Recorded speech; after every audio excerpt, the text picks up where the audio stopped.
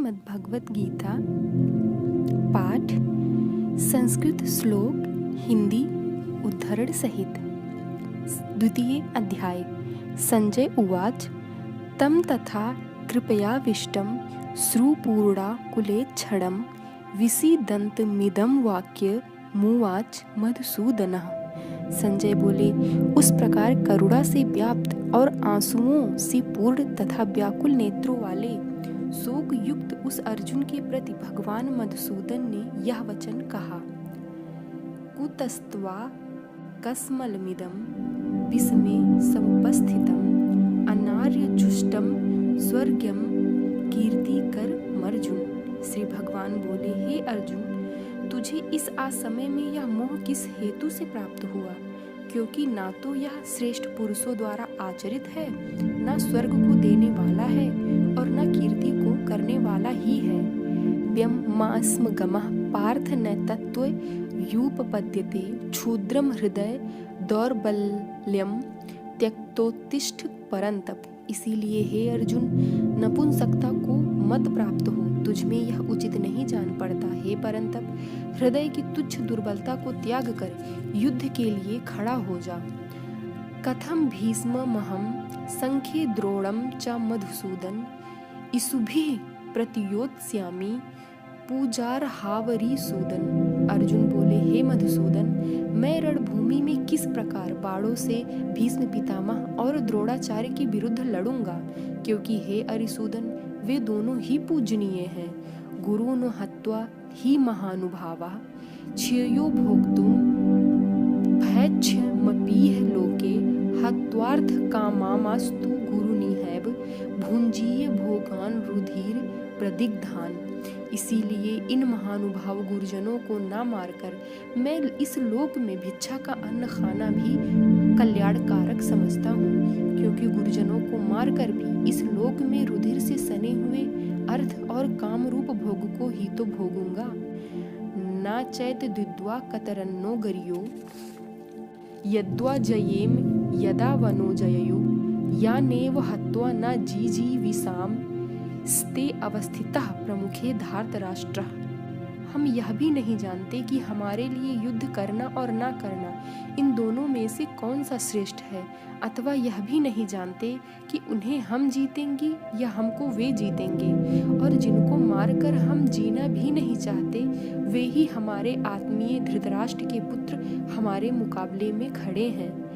कार्पण्य दोषो पहत स्वभावः पृच्छामि त्वां धर्म सम्मूढ़ चेतः यच्छेयः स्यान्निश्चितिं ब्रूहि तन्मे शिष्यस्ते अहं साधि मां त्वां प्रपन्नम। इसीलिए कायरता रूप दोष से उपहत हुए स्वभाव वाला तथा धर्म के विषय में मोहित चित्त हुआ मैं आपसे पूछता हूँ कि जो साधन निश्चित कल्याणकारक हो वह मेरे लिए कहिए, क्योंकि मैं आपका शिष्य हूँ। इसीलिए आपके शरण हुए मुझको शिक्षा दीजिए। ना ही प्रपश्यामि ममापनुद्या द्यच्छो कमुच्छोषण मिन्द्रियाणाम अवाप्य भूमाव संपन्न मृदम राज्यम सुरणामपि चाधिपत्यम।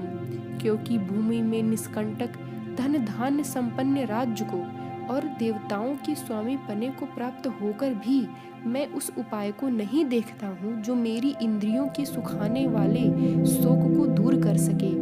एवं मुक्त्वा हृषीकेशं गुणाकेशः परन्तप नात्योत्स्य इति गोविंद मुक्त्वा तुषडीं बभूवः। संजय बोले, हे राजन, निद्रा को जीतने वाले अर्जुन अंतर्यामी श्री कृष्ण महाराज के प्रति इस प्रकार कहकर फिर श्री गोविंद भगवान से युद्ध नहीं करूंगा यह कहकर स्पष्ट चुप हो गए। तमुवाच ऋषिकेशः प्रहसन्निव भारत सेनयोरु भयोर्मध्ये विसीदन्तमिदं वचः। हे भरतवंशी धृतराष्ट्र, अंतर्यामी श्री कृष्ण महाराज दोनों सेनाओं के बीच में शोक करते हुए उस अर्जुन को हंसते हुए से यह वचन बोले। अशोच्यानन्व शोचस्वं प्रगावादश्च भाससे गतासून गतासुमंश्च नानु शोचन्ति पंडितः। श्री भगवान बोले, हे अर्जुन, तू शोक न करने योग्य मनुष्यों के लिए शोक करता है और पंडितों से वचनों को कहता है, परंतु जिनके प्राण चले गए हैं उनके लिए और जिनके प्राण नहीं गए हैं उनके लिए भी पंडित जन शोक नहीं करते। ना त्वेवाहं जातु नासं न त्वं जेन में जनाधिपः न चैव न भविष्यामः सर्वे वयमतः परम। ना तो ऐसा ही है कि मैं किसी काल में नहीं था, तू नहीं था, अथवा वे राजा लोग नहीं थे, और ना ऐसा ही है कि इससे आगे यह सब नहीं रहेंगे। देहिनो अस्मिन्यथा देहे कौमारम यौवनम जरा तथा देहांतर प्राप्तिर्धीरस्त्र न मुह्यति। जैसे जीवात्मा की इस देह में बालकपन, जवानी, वृद्धावस्था होती है, वैसे ही अन्य शरीर की प्राप्ति होती है। उस विषय में धीर पुरुष मोहित नहीं होता। मात्रा परसास्तु कौन्तेय शीतोष्ण सुख दुखा खदा आगामापा इनो अनित्यास्तास्ति तिच्छसु भारत।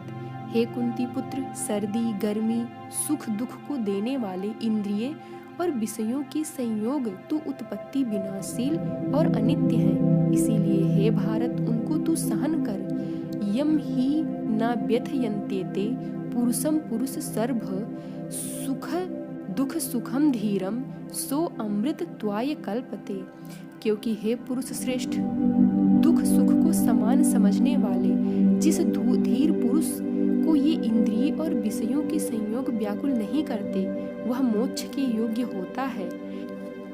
नास्तो विद्यते भावो न भावो विद्यते सतः उभयोरपि दृष्टो अंतस्तो नयोस्त त्वदर्शिभिः। असत वस्तु की तो सत्ता नहीं है और सत का अभाव नहीं है। इस प्रकार इन दोनों का ही तत्व ज्ञानी पुरुषों द्वारा देखा गया है।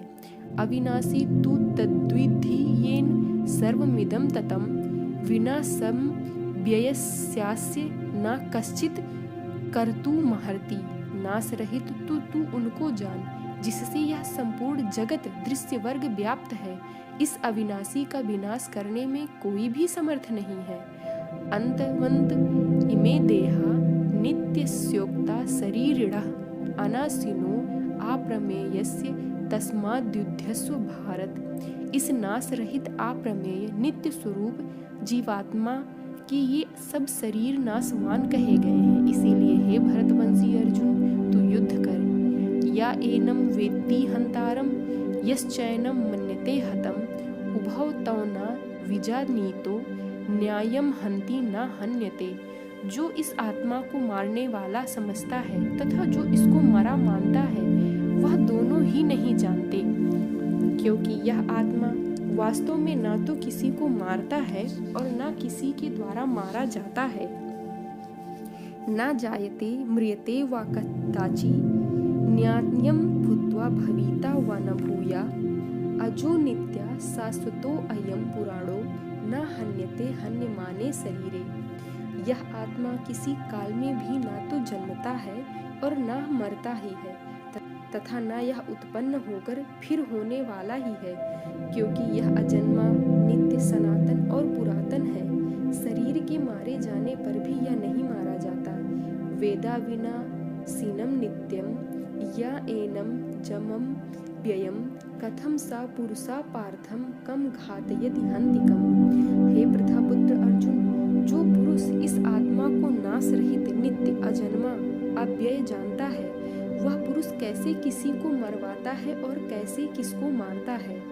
वसांसी जीर्णानि यथा विहाय नवानि गृहाति नरो अपराणि तथा शरीराणि विहाय जीर्णा न्यान्यानि संयाति नवानि देहि। जैसे मनुष्य पुराने वस्त्रों को त्याग कर दूसरे नए वस्त्रों को ग्रहण करता है, वैसे ही जीवात्मा पुराने शरीर को त्याग कर दूसरे नए शरीर को प्राप्त होता है। नैनम छिन्दन्ति शस्त्राणि नैनम दहति पावकः न चैनम क्लेदयन्त्यापो न शोषयति मारुतः। इस आत्मा को शस्त्र नहीं काट सकते, इसको आग नहीं जला सकती, इसको जल नहीं गला सकता और वायु नहीं सुखा सकता। अच्छेद्यो अयम दाह्यो अयम क्लेद्यो असोस्य एव च नित्यः सर्वगतः स्थाणु रच लो अयम सनातनः, क्योंकि यह आत्मा अच्छेद्य है, यह आत्मा अदाह्य, अक्लेद्य और निसंदेह अशोष्य है, तथा यह आत्मा नित्य, सर्वव्यापी, अचल, स्थिर रहने वाला और सनातन है। अव्यक्तो अयम चिन्त्यो अयम विकार्यो अयमुच्यते तस्मादेवं विवित्वैनं नानुशोचितुं मर्हसि। यह आत्मा अव्यक्त है, यह आत्मा अचिंत्य है और यह आत्मा विकार रहित कहा जाता है। इससे हे अर्जुन, इस आत्मा को उपर्युक्त प्रकार से जानकर तू शोक करने को योग्य नहीं है, अर्थात तुझे शोक करना उचित नहीं है। अथ चैनम नित्य जातम नित्यम वा मन्यसे मृतम तथापि त्वं महाबाहो नैवं सोचितु मर्हसि। किंतु यदि तू इस आत्मा को सदा जन्मने वाला तथा सदा मरने वाला मानता हो, तो भी हे महाबाहो, तू इस प्रकार शोक करने को योग्य नहीं है। जातस्य ही ध्रुवो मृत्युर ध्रुवम जन्म मृतस्य च तस्मादप परिहार्य अर्थे न तुम सोचितु मर्हसि। क्योंकि इस मान्यता के अनुसार जन्मे हुए की मृत्यु निश्चित है और मरे हुए का जन्म निश्चित है, इससे भी इस बिना उपाय वाले विषय में तू शोक करने को योग्य नहीं है। अव्यक्तादीनि भूतानि व्यक्त मध्यानि भारत अव्यक्त निधा नान्येव तत्र का परिदेवना। हे अर्जुन, संपूर्ण प्राणी जन्म से पहले अप्रकट थे और मरने के बाद भी अप्रकट हो जाने वाले हैं, केवल बीच में ही प्रकट है। फिर ऐसी स्थिति में क्या शोक करना। आश्चर्यवत् पश्यति कश्चिदेन माश्चर्यवत् द्वदति तथैव चान्यः आश्चर्यवच्चैन मन्यः शृणोति श्रुत्वाप्येनं वेद न चैव कश्चित्। कोई एक महापुरुष ही इस आत्मा को आश्चर्य की भांति देखता है और वैसे ही दूसरा कोई पुरुष ही इस तत्व का आश्चर्य की भांति वर्णन करता है, तथा दूसरा कोई अधिकारी पुरुष ही इसे आश्चर्य की भांति सुनता है और कोई कोई तो सुनकर भी इसको नहीं जानता। देहि नित्यमव ध्यो अयम देहे सर्वस्य भारत तस्मात् सर्वाणि भूतानि न त्वं सोचितु मर्हसि। हे अर्जुन, यह आत्मा सबके शरीर में सदा ही अवध्य है, इस कारण संपूर्ण प्राणियों के लिए तू शोक करने योग्य नहीं है। स्वधर्मपि चावेक्ष्य न विकम्पि तू मर्हसि धर्माद्धि युद्धाच्छेयो अन्य क्षत्रियस्य न विद्यते। तथा अपने धर्म को देखकर भी तू भय करने योग्य नहीं है, अर्थात तुझे भय नहीं करना चाहिए, क्योंकि क्षत्रियों के लिए धर्मयुक्त युद्ध से बढ़कर दूसरा कोई कल्याणकारी कर्तव्य नहीं है। यादृच्छाया चोपपन्नम स्वर्गद्वारम मावृतम सुखी न क्षत्रिय पार्थ लभन्ते युद्ध मीदृशम। हे पार्थ, अपने आप प्राप्त हुए और खुले हुए स्वर्ग के द्वार रूप इस प्रकार के युद्ध को भाग्यवान क्षत्रिय लोग ही पाते हैं। अथ चेत्त्वमिमं धर्म्य संग्रामं न करिष्यसि तथा स्वधर्म कीर्ति च हित्वा पापम वाप्यस्यसि। किंतु यदि तू इस धर्म युक्त युद्ध को नहीं करेगा तो स्वधर्म और कीर्ति को खोकर पाप को प्राप्त होगा। अकीर्तिम चापि भूतानि कथयिष्यन्ति ते अव्ययाम संभावी तस्य चाकीर्ति मरणादतिरिच्यते। तथा सब लोग तेरी बहुत काल तक रहने वाली अपकीर्ति भी कथन करेंगे, और माननीय पुरुष के लिए अपकीर्ति मरण से भी बढ़कर है। भयाद्राणु दुपरंतम मत्स्यन्ते त्वां महारथा ये सामचा त्वं बहुमतो भूत्वा यस्यसि लाघवम्। और जिसकी दृष्टि में तू पहले बहुत सम्मानित होकर अब लघुता को प्राप्त होगा, वे महारथी लोग तुझे भय के कारण युद्ध से हटा हुआ मानेंगे। आवाच्य वादामश्च बहुन वदिष्यन्ति तवाहितः निन्दन्त स्व सामर्थ्यम ततो दुखतरम नु किम। तेरी वैरी लोग तेरे सामर्थ्य की निंदा करते हुए तुझे बहुत से न कहने योग्य वचन भी कहेंगे, उससे अधिक दुख और क्या होगा। हतो वा प्राप्यसि स्वर्गम जित्वा वा भोगच्छे महीम तस्मादुत्तिष्ठ कौन्तेय युद्धाय कृत निश्चयः। या तो तू युद्ध में मारा जाकर स्वर्ग को प्राप्त होगा अथवा संग्राम में जीत कर पृथ्वी का राज्य भोगेगा।